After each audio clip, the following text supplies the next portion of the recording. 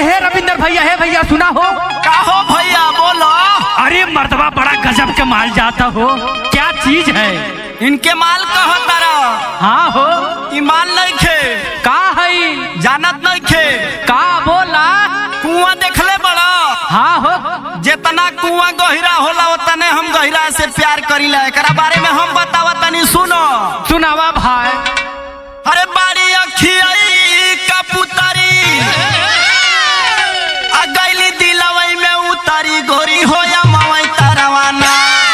अरे गोरी होया मावई तारावाना मारे छलन के नजरिया गोरी होया मावई तारावाना।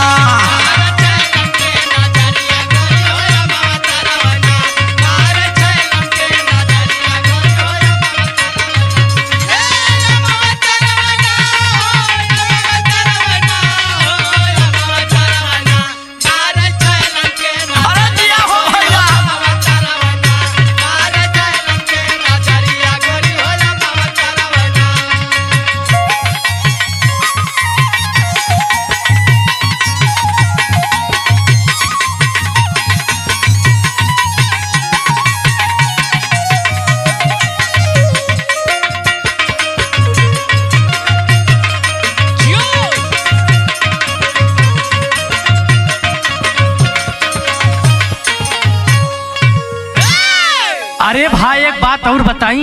हाँ भगवान इन्हें रच रच के गढ़ले हमें भाई। हाँ तो लाए आ गई हमरे खातिन। अरे भाई का बताई, का से हमार चीज रहती न नहीं हमार पहले बात सुनो।